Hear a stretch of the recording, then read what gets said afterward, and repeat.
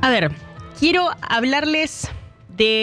que reflexionemos juntos y hablarles un poco de en qué anda el campo este 2026, en el arranque de este 2026, que ya arrancó hace un mes, pero ya que renovamos programación, aprovechamos para abrirle la puerta de nuevo al año. Vamos a hacerlo, voy a hacer algo que está mal. Voy a hablar del campo a sabiendas de que, como decimos acá, la filosofía de Tomás Rivas, muere un panda en algún lugar del mundo cada vez que le decimos el campo como una sola cosa a un sector que es grande, que es diverso, que tiene mucha extensión territorial y en muchas escalas. Pero bueno, a veces no queda opción. Esta es una de esas veces.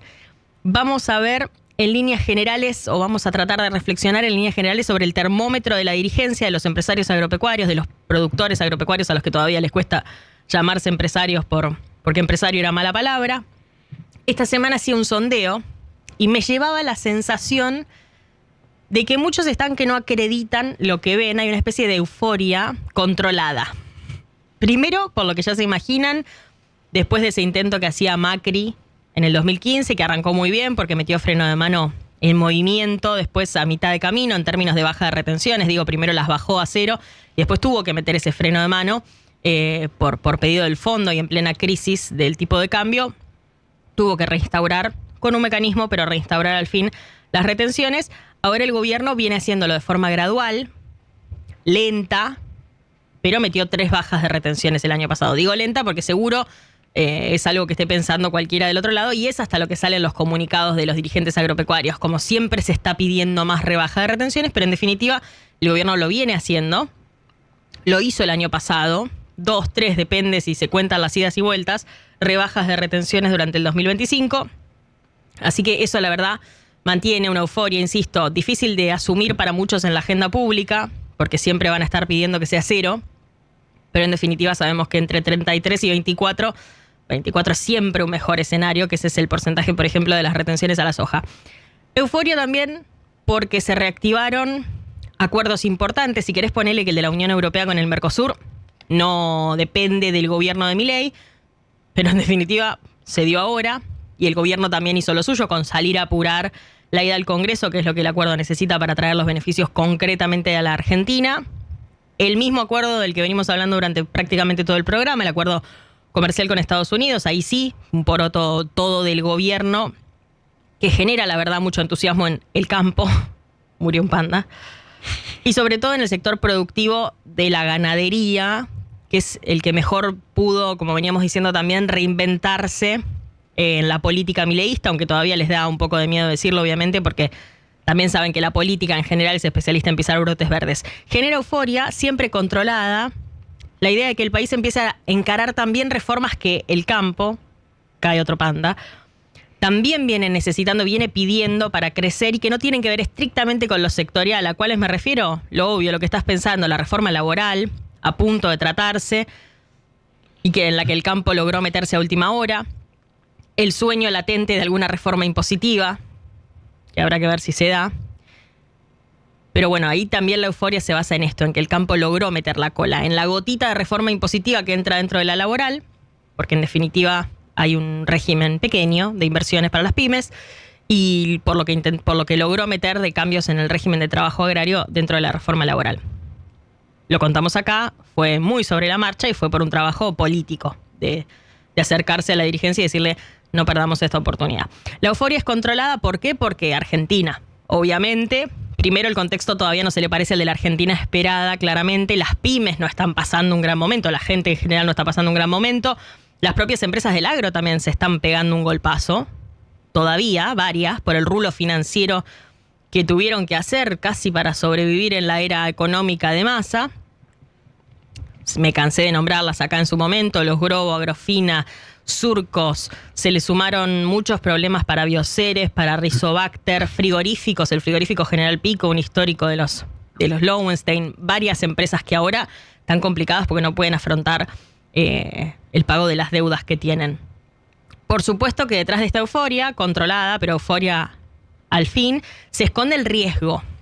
¿Cuáles son los riesgos? El otro lado del acuerdo con Estados Unidos, el efecto de que, o el miedo de que el efecto de que lo que se acordó con Estados Unidos termine generando en el mercado interno, esto que decíamos, subas en el mercado interno para el precio de la carne, que puedan complicar a la gente que ya tiene una situación complicada de poder adquisitivo, que pueda bajar otra vez, como en el 2024, a niveles históricos el consumo de carne. Habrá que verlo, por supuesto, todo eso está por verse.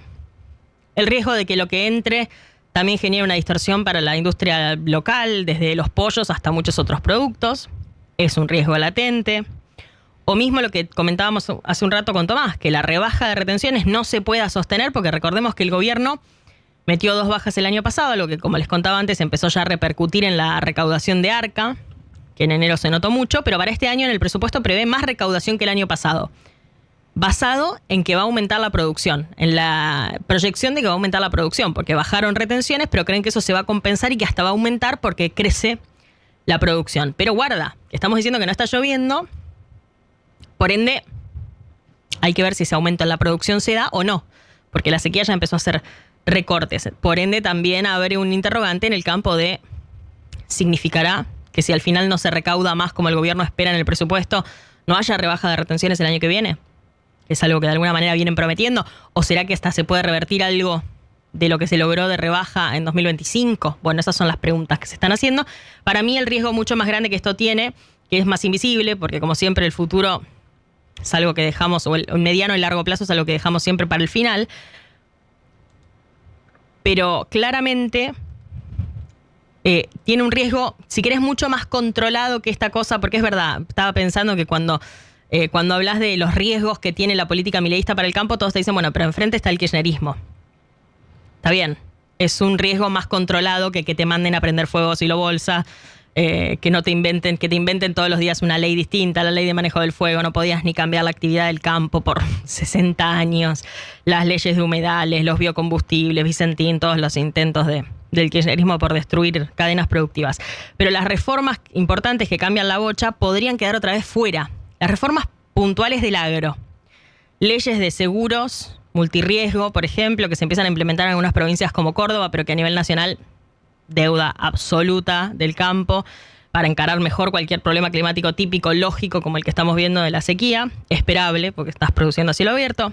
La adhesión a UPOV 91, que la incluye el acuerdo con Estados Unidos pero deja por fuera, si se aprueba en el Congreso, la adhesión a UPOV 91, una normativa internacional para reconocer la propiedad intelectual de las semillas, deja fuera el debate histórico de Argentina y que estuvo recontra cerca de lograrse, que era una ley de semillas que contemplaba mucho más a todos los sectores, porque también están del otro lado los productores diciendo, bueno, ¿por qué tengo que pagar yo algo más? ¿Por qué tengo que pagar las regalías y la industria cobrarlas? Pero en definitiva, en ese debate, en esa puja histórica, se queda la producción estancada. Por muchas otras cosas, seguro está muy estancada por las retenciones, claramente, pero también es cierto que mientras otros mercados lograron crecer, Argentina no pudo, porque la biotecnología hace que no se pueda cosechar con más rendimientos en Argentina, justamente por esto. Se fue intacta, por ejemplo, y eso es un claro ejemplo de eso.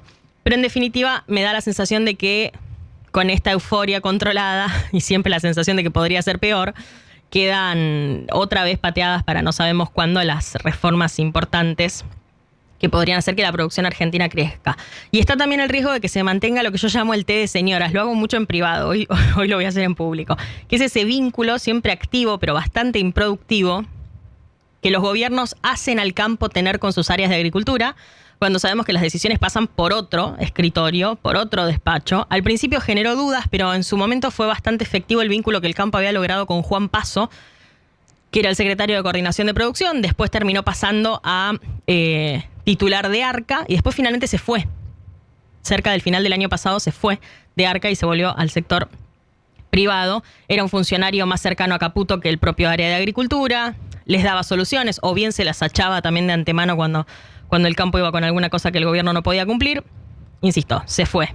Desde entonces volvió un poco esa dinámica del té de señoras y ahora el campo, que se siente de alguna manera céfalo en ese sentido, está buscando una persona dentro del gobierno. Podría ser Santilli, al menos lo están intentando, desde Coninagro hasta los yerbateros, porque contábamos que Coninagro esta semana lo recibía en sus oficinas a Diego Santilli, al ministro del Interior, y lo estaba intentando. Le presentan sus necesidades dentro de la reforma laboral, la situación de las economías regionales, etcétera.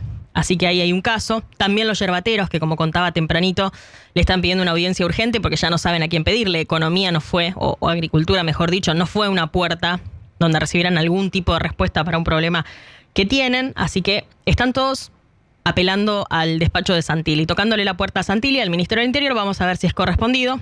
Puede ser Santilli, entonces, el ministro del Interior, que saque al campo del estatus en el que quedó después de las elecciones, como anestesiado, la verdad, en algún punto por la rebaja de retenciones. NST de señoras, cierro con esto una aclaración necesaria, con el amor que le tengo al té y con el amor que le tengo a las señoras.